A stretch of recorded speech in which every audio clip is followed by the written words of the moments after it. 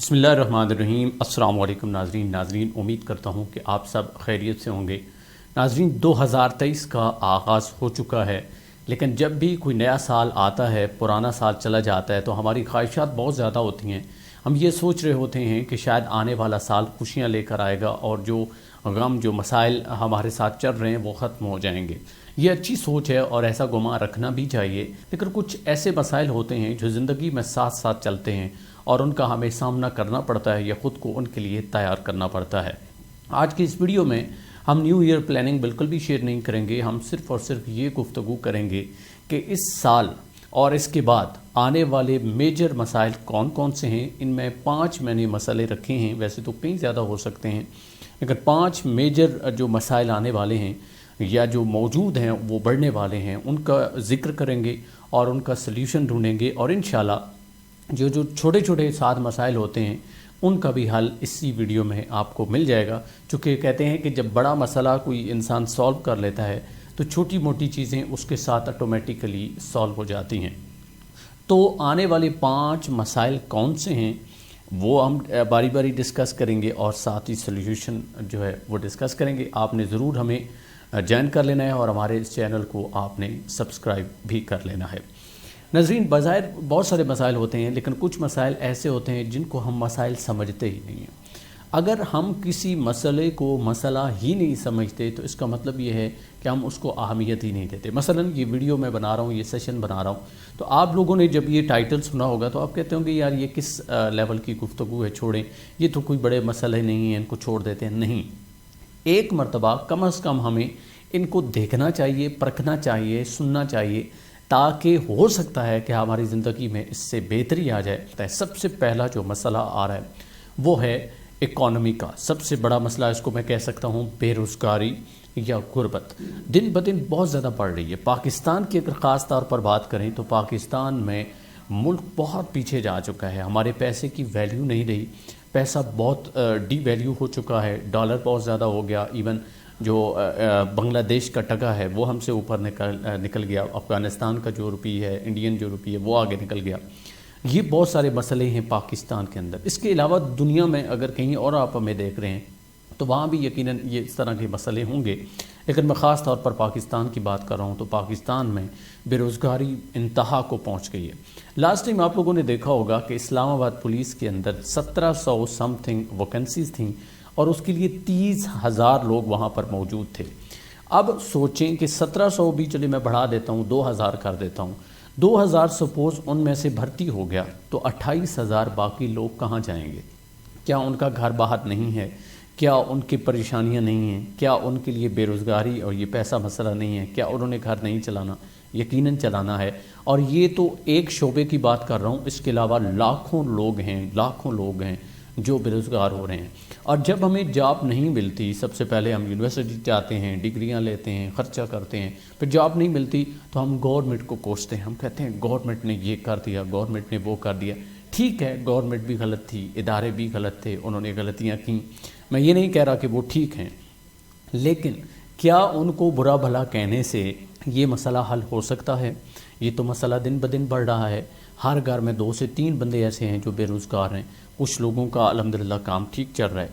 तो इसका सल्यूशन की तरफ आता हूँ। चलो, ये मसला तो हमने देख लिया। इसके सल्यूशन के लिए एक बुज़ुर्ग की वो लाइन है, वो मैं आपके सामने रखता हूँ और फिर आगे बढ़ते हैं। वो कहते हैं कि जब मुझे मालूम हुआ कि मेरा रिज़्क मुक़द्दर हो चुका है, ना इससे ज़्यादा मिलेगा ना इससे कम, तो उस दिन से मैंने परेशान होना छोड़ दिया है। अब ये बात उस बंदे को समझ आएगी जो मोमन है या जो मुसलमान है। यानी अल्लाह ताला ने जब हमें पैदा किया और इस दुनिया के अंदर भेज दिया तो अल्लाह ने हमारे हिस्से का रिज़्क भी कहीं ना कहीं रख दिया। अब वो रिज़्क हम तक कैसे पहुंचता है वो सोर्स हमने ढूंढना होता है। वो जॉब के ज़रिए भी आ सकता है, वो बिज़नेस के ज़रिए भी आ सकता है, वो सर्विसेज देने की वजह से भी आ सकता है, वो मज़दूरी करके भी आ सकता है या चोरी करके भी आ सकता है। इसके अलावा बेईमानी, 2 नंबरी रिश्वत लेके भी आ सकता है। ये तमाम सोर्स हैं, लेकिन इनका इख्तियार हमारे पास है کہ ہم کس طرح سے اس رزق کو اپنے پاس لے کر آتے ہیں۔ اب یہ جتنے بھی میں نے سورس بتائے ہیں، ان کے اندر سب سے بیسٹ سورس کون سا ہے، ذرا اس کو دیکھتے ہیں۔ آقا کریم صلی اللہ علیہ وآلہ وسلم جو کہ دنیا کے بیسٹ ترین انسان ہیں، ہمارے لیے نہیں پوری امت کے لیے وہ بہترین انسان ہیں، اور اہل کفار بھی یہ بات مانتے ہیں۔ تو آپ صلی اللہ علیہ وآلہ وسلم نے تجارت کی، یعنی بزنس کیا، اور آپ صلی اللہ علیہ وآلہ وسلم کے ایک قول کے مطابق 9 حصے رزق بزنس میں ہے، تجارت میں ہے، اور 1 حصہ جو رزق کا ہے وہ نوکری کے اندر رکھا گیا ہے۔ اب سوچیں میں اور آپ سب سے زیادہ بے روزگار کیوں ہیں؟ تو کہ ہم چاہتے ہیں کہ ہمیں صرف نوکری ملے، بزنس کی طرف نہیں جاتے۔ پھر سروسز یعنی ہنر سیکھ کے کسی کو پیشکش کرنا، اس کا کام کرنا، یہ سروسز میں آتا ہے، یہ بھی ہم میں نہیں ہے، چونکہ ہم ہنرمند بہت کم ہے۔ اور یاد رکھیں جو ہنرمند ہے وہ کبھی بے روزگار نہیں ہو سکتا، اسے کوئی نہ کوئی کام مل جاتا ہے۔ سب سے زیادہ افیکٹ وہ طبقہ ہوتا ہے جنہیں صرف نوکری چاہیے، جنہیں صرف نوکری چاہیے، وہ بہت پریشان رہتے ہیں۔ جنہوں نے بزنس رکھا ہوا ہے یا جو لوگ سروسز دے رہے ہیں ہنر سیکھ کے، ان کو یہ مسئلہ زیادہ پریشان نہیں کرتا۔ تو یہ مسئلہ اور کہیں نہیں ہے، اس کا سلیوشن آپ کے دماغ میں ہے۔ مسئلہ ہے بھی ادھر اور اس کا سلیوشن بھی یہاں ہے۔ کیسے؟ ایک مائنڈ سیٹ ہے، اور مائنڈ سیٹ ہم نے یہ بنا لیا ہے کہ ہمیں نوکری کرنی ہے۔ ہم اپنے بچے کو اسکول بھیجتے ہیں، وہاں سے اس کی مائنڈ گرومنگ شروع کرتے ہیں کہ بیٹا تم نے نوکری کرنی ہے، نوکری کرنی ہے، اور جب وہ بڑا ہوتا ہے تو اسے اور کچھ بھی نہیں آتا، حالانکہ اس نے MBA کیا ہوتا ہے، اس نے بزنس پڑھا ہوتا ہے، لیکن پھر بھی وہ نوکری کی طرف جاتا ہے۔ یوں جب ہر بندہ معاشرے کا ہر فرد نوکری کے لیے جائے گا تو سوچیں بزنس کون لائے گا اور نوکریاں دے گا کون؟ ہر بندے کو گورنمنٹ تو بھرتی نہیں کر سکتی۔ جتنے زیادہ اس ملک کے اندر، سوسائٹی کے اندر بزنسز آئیں گے، یعنی انڈسٹریز لگیں گی، کاروبار ہلکا پھلکا بھی آ جاتا ہے تو اس میں 1-2 بندے ایڈجسٹ ہو جاتے ہیں۔ تو آپ کی یہ سوچ ہونی چاہیے کہ ہم نے کسی بھی طرح کا بزنس کرنا ہے، سب سے بیسٹ طریقہ یہ ہے کہ چونکہ 9 حصے رزق وہاں پہ پڑا ہوا ہے، اور اگر اس نیت سے آپ بزنس کرتے ہیں کہ میں لوگوں کو جاب دوں گا، اور یہ بہت بڑی نیکی ہے، تو آپ کو ثواب بھی ملے گا اور اس کے ساتھ ساتھ پیسے بھی ملیں گے۔ ہاں اس میں رزق زیادہ ہے، اس لیے تھوڑی سی محنت تو آپ کو کرنا پڑے گی، اور نوکری میں بظاہر ہمیں لگتا ہے کہ شاید رسک کم ہے، سیف زون میں ہوتے ہیں، تو نوکری کو چھوڑیں، بزنس کو پروموٹ کریں، یا پھر ہنر سیکھیں اور سروسز دیں۔ یہ سلیوشن ہے پہلے مسئلے کا۔ اب دوسرے مسئلے کی طرف آ جاتے ہیں۔ دوسرا مسئلہ سب سے بڑا صحت کا ہے، ہیلتھ کا ہے۔ جتنا زیادہ یہ ملک ترقی کر رہا ہے، جتنی زیادہ دنیا ترقی کر رہی ہے، اس کے اندر مختلف چیزیں، مختلف انڈسٹریز اور مختلف کیمیکلز کی ایجادات ہو رہی ہیں، اتنی زیادہ کلینک اور ہاسپٹل آ رہے ہیں۔ اب یہ ساری چیزیں دیکھیں تو انسان کی صحت بہت ڈاؤن ہو رہی ہے، اور اس کی ایک اور وجہ بھی ہے کہ ہمارے پاس ناقص خوراک ہے۔ ہم اتنے زیادہ آگے جا چکے ہیں، ہمیں جاب کی پڑی ہے، ہم نے جہاں پہ 12 گھنٹے ڈیوٹی کرنی ہوتی ہے، ہماری کوشش ہوتی ہے 18 گھنٹے کریں اور اپنی صحت کو ڈاؤن کر لیتے ہیں۔ اچھا، پیسے اس لیے ہمیں جمع کرنے ہوتے ہیں کہ کہیں اچانک اگر میرے ساتھ کوئی حادثہ ہو گیا، میں بیمار ہو گیا، تو یہ پیسہ میرے کام آئے گا، اور جب حادثہ ہوتا ہے ہم فوت ہو جاتے ہیں اور پیسہ لوگوں کے کام آتا ہے۔ تو خدا را ایک تو اس چیز کو چھوڑ دیں کہ ہم نے پیسے اس لیے کمانے ہیں کہ کبھی مشکل آئے گی، اللہ تعالیٰ پر توکل رکھیں تو یہ چیز ٹھیک ہو جائے گی۔ اور پرہیز علاج سے بہتر ہے اپنی صحت کا خیال رکھیں، اچھی خوراک کھائیں، بے شک مہنگی مل جائے۔ پیسے جمع کر کے کہیں رکھنے کی ضرورت نہیں ہے، اچھے مکان کی ضرورت نہیں ہے، بہت بڑے پلازے اور بلڈنگ کی ضرورت نہیں ہے، لیکن سب سے پہلے جس چیز کی ضرورت ہے وہ آپ کی ہیلتھ ہے۔ اور ہیلتھ کیسے بنے گی؟ جب آپ صاف ستھری خوراک کھائیں گے، جب آپ ہیلدی خوراک کھائیں گے اور احتیاط کریں گے۔ جب یہ آپ بنا لیں تو اس کے بعد پھر بلڈنگ بنائیں، سب کچھ بنائیں۔ تو صحت بنانا سب سے امپورٹنٹ ہے، اور اس کے لیے وہ ایک جملہ ہی کافی ہے کہ پرہیز علاج سے بہتر ہے۔ لہٰذا کھائیں اور دبا کے کھائیں، لیکن ہیلدی خوراک کھائیں، اور باقاعدہ طور پہ واک کریں، کم از کم ایک دن میں 1 گھنٹہ ضرور واک کریں، چونکہ یہ جو آج کل شوگر کی بیماری بڑھ رہی ہے، اور اس کے علاوہ بے شمار موٹاپا آ کے اس کے ساتھ بیماریاں جڑی ہوئی ہیں، وہ بہت ضروری ہیں ان کو اوور کم کرنا۔ اس لیے ہیلتھ کو سب سے زیادہ پریورٹی دیں۔ پہلا مسئلہ میں نے بے روزگاری بتائی، اور اس کا حل یہ بتایا کہ کوشش کریں، ہنر سیکھیں، سروسز دیں یا بزنس کریں، اور دوسرا میں نے آپ کو بتایا صحت ہے، اور صحت کے لیے اچھی خوراک کھائیں، اور اچھی خوراک کے لیے یہ بلڈنگز وغیرہ بنانے کی ضرورت نہیں ہے، پہلے اپنے اوپر خرچ کریں۔ تیسرے مسئلے کے اوپر آ جاتے ہیں۔ تیسرا مسئلہ ہے بے سکونی۔ اچھا، یہ مسئلہ بہت زیادہ ہو چکا ہے اور یہ بھی الٹیمیٹلی آپ کی صحت کو ڈیمیج کرتا ہے، چونکہ بہت زیادہ لوگ سٹریس لیتے ہیں۔ آپ اگر جاب نہیں ہے پھر بھی اس نے سٹریس لینی ہے، کوئی اچانک سے بیماری آ گئی پھر بھی اس نے سٹریس لینی ہے، اور کچھ تو یہ ہے کہ ہم چونکہ مادیت پسند ہو گئے ہیں، ہم ان لوگوں کو کاپی کرنا ہم نے شروع کر دیا ہے، لوگوں کے پیچھے، بھیڑ کے پیچھے بھاگ رہے ہیں، تو اس کا سب سے بڑا نقصان یہ ہوا کہ ہماری روح چیختی رہی، چلاتی رہی، اس نے بڑا کچھ کہا کہ تم یہ کر لو، تم وہ کر لو، ہم نے اس کی نہیں سنی، تو اب ہم بے سکون ہو گئے۔ اب ہم اس کے لیے گولیاں کھاتے ہیں نیند والی، سکون والی، لیکن ہمیں سکون آتا نہیں ہے۔ تو خدارا اپنے لیے وقت نکالیں، اور یہ جو مسئلہ دن بدن بڑھ رہا ہے جس سے آپ سٹریس لیتے ہیں، انیشلی سر درد ہوتا ہے اور پھر ڈپریشن کا شکار آپ ہو جاتے ہیں، اور پھر ایک سائیکیٹرسٹ کے پاس آپ کو جا کے پیسہ بھی لگانا پڑتا ہے اور عجیب طرح سے الجھن بھی آپ کو ہوتی ہے، تو اس سے بچنے کے لیے بہتر یہ ہے کہ اگر کوئی آپ کو تنگ کر رہا ہے یا عجیب طرح سے جس طرح لوگ باتیں کرتے ہیں، تو یہ مائنڈ میں رکھ لیں کہ جو آنا ہے اللہ تعالیٰ کی طرف سے آنا ہے، اور اس سے کوئی فرق نہیں پڑتا کہ کوئی کیا کہہ رہا ہے۔ ایک کان سے سنیں، دوسرے کان سے نکال دیں۔ کسی بھی چیز کو دماغ کے اندر زیادہ دیر مت رکھیں، خاص طور پر کسی کی بات کو، کسی مسئلے کو، کسی حادثے کو، کسی انسیڈنٹ کو۔ جب وہ آپ دماغ کے اندر رکھتے ہیں تو وہ برڈن بن جاتا ہے، اور برڈن سٹریس کی شکل میں دباؤ بڑھاتا رہتا ہے، آپ کو سر درد ہوتا ہے۔ سر درد جب بہت زیادہ بڑھتا ہے اور مسلسل بڑھتا ہے تو آپ کو ڈپریشن ہو جاتا ہے، اور ڈپریشن ایسی بیماری ہے جس کا شاید کوئی سلیوشن نہیں ہے۔ آپ سائیکیٹرسٹ کو ڈھونڈتے ہیں، اس کے پاس جاتے ہیں، لیکن وہ وقت واپس نہیں آتا، وہ صحت واپس نہیں آتی، جو آپ کبھی تھے وہ واپس نہیں آ سکتے۔ تو خدارا اس چیز سے بچیں تاکہ آپ لوگ پرسکون رہ سکیں، چونکہ سکون حاصل کرنا بے حد ضروری ہے، اور سکون کے لیے اپنی روح کو بھی سنیں، تنہائی میں جائیں، نیچر کو دیکھیں، اس کو فالو کریں، اور اللہ تعالیٰ سے مدد مانگیں، اس کا ذکر کریں۔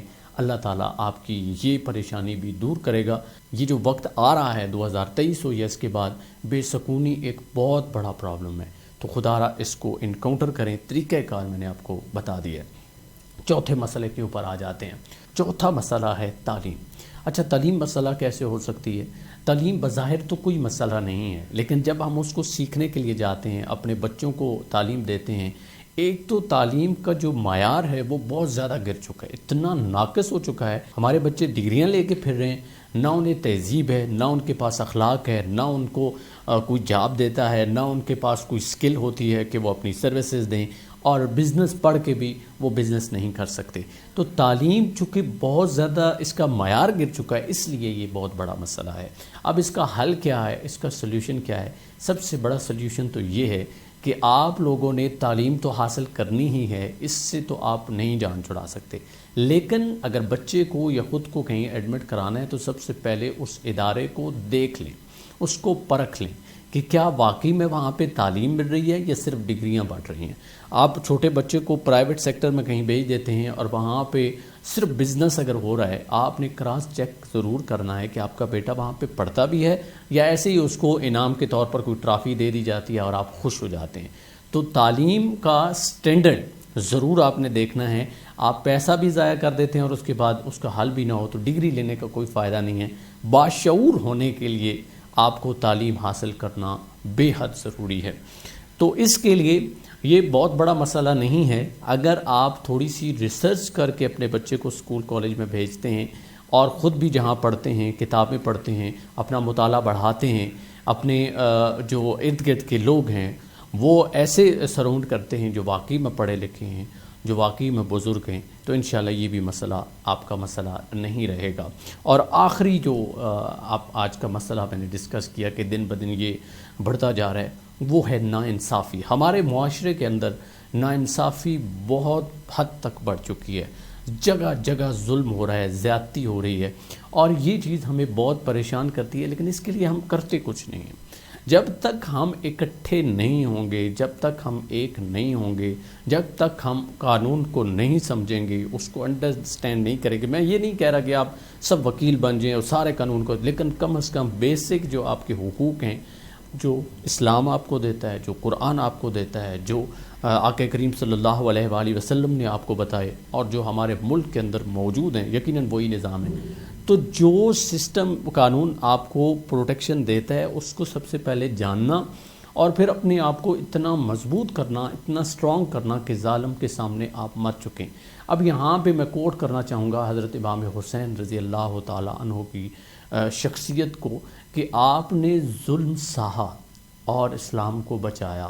آپ اس وقت بھی حق پر تھے جب سب لوگ آپ کے مخالف ہو گئے، 72 تن آپ کے ساتھ تھے اور اس کے علاوہ سب آپ کے مخالف تھے، لیکن آپ نے ناانصافی کے اوپر اپنے ضمیر کا سودا نہیں کیا۔ تو آج کل ضمیر چونکہ بک رہے ہیں، اس لیے یہ سب سے بڑا مسئلہ میں نے کہا ہے۔ ضمیر کو نہیں بیچنا، کچھ بھی ہو جائے، زیادہ سے زیادہ ظلم ہوگا، زیادہ سے زیادہ آپ کو تھوڑی بہت تکلیف برداشت کرنا پڑے گی، لیکن یہ بات یاد رکھنی ہے کہ مومنوں کے لیے یہ جو زمین ہے، یہ جو دنیا ہے، یہ ایک آزمائش کا گڑھ ہے، اور جب ہم نے یہاں سے نکلنا ہے تو ایکچوئل زندگی تو ہمارے لیے وہ ہے۔ اس لیے آزمائش میں پڑ جانا ہے، تکلیف کو برداشت کر لینا ہے، لیکن ناانصافی کبھی قبول نہیں کرنی اور ہمیشہ حق پر رہنا ہے۔ یہ مسئلہ صرف آپ کا نہیں ہے، یہ مسئلہ پورے معاشرے کا ہے۔ تو اگر آپ طاقتور ہیں، سب سے پہلے تو یہ کہ آپ کو طاقتور بننا ہے، اور پھر اگر آپ طاقتور ہو گئے یا ہیں تو آپ کو لوگوں کے لیے کام کرنا ہے، لوگوں کو پروٹیکشن دینی ہے اور اللہ کی رضا کے لیے دینی ہے۔ ایک دو اشعار ہیں، اس کے بعد ہم سیشن کو اینڈ کریں گے۔ یہ مسئلے کو لے کر ہی ہے۔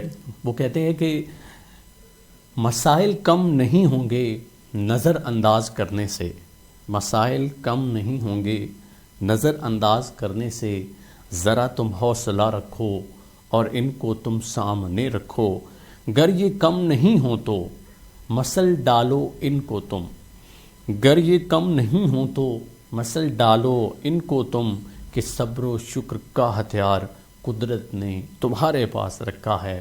اور ایک اور شعر ہے، نہ گھبرا اے نوجواں، نہ گھبرا اے نوجواں، تجھے بہت دور جانا ہے، کہ عقاب کے پر تو سفر سے نہیں تھکتے، شعور لازم ہے تیری بقا کے لیے۔ تعلیم کو لے کے میں نے کہا تھا نا مسئلہ ہے، شعور لازم ہے تیری بقا کے لیے، تو خود کو تعلیم دے اور باشعور کر۔ جس طرح اللہ تعالیٰ قرآن میں فرماتے ہیں، اور بے شک اللہ صبر کرنے والوں کے ساتھ ہے۔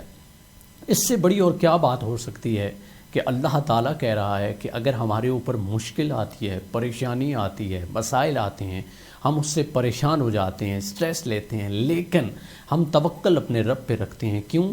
چونکہ اللہ تعالیٰ وعدہ کر رہے ہیں کہ اگر ہم خاموش رہتے ہیں، اگر ہم خاموشی سے اس آزمائش کے اوپر پورا اترتے ہیں تو میں تمہارے ساتھ ہوں۔ تو اس سے بڑی بات کیا ہو سکتی ہے؟ تو ہمیں توکل رکھنا چاہیے اپنے رب کے اوپر، اس ذات کے اوپر جو اس تمام کائنات کا خالق اور مالک ہے۔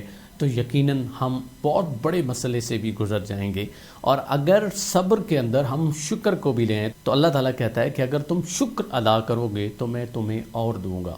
تو اللہ تعالیٰ صبر اور شکر کرنے والوں کو بے حد پسند کرتا ہے۔ اس لیے ہمیں چاہیے کہ دنیا کا کوئی بھی مسئلہ آ جائے تو ان کو ان دو ہتھیاروں سے انکاؤنٹر کریں۔ پہلا ہتھیار آپ کا صبر ہے، اور صبر کے اندر ہی دوسرا ہتھیار ہے شکر۔ اگر یہ دونوں ہم کبھی بھی نہ چھوڑیں، ہاتھ سے مت جانے دیں، تو اللہ تعالیٰ ہمارے اوپر ہمیشہ رحمت نازل فرمائیں گے۔ لیکن صبر اور شکر کا مطلب صرف یہ نہیں ہے کہ جس طرح ہم کہیں کہ الحمدللہ اللہ تعالیٰ نے مجھے بہت کچھ دیا، نہیں، آپ نے کریکٹر سے، اپنے اخلاق سے، اپنے کردار سے یہ بات ثابت کرنی ہے کہ واقعی میں آپ صابر بھی ہیں اور آپ شاکر بھی ہیں، تو یقیناً اللہ تعالیٰ آپ کو بہت نوازے گا۔ ناظرین، امید ہے کہ یہ جو سیشن آج ہم نے بنایا اس سے آپ نے بہت کچھ سیکھا ہوگا۔ مجھے دیجیے اجازت، اللہ نگہبان۔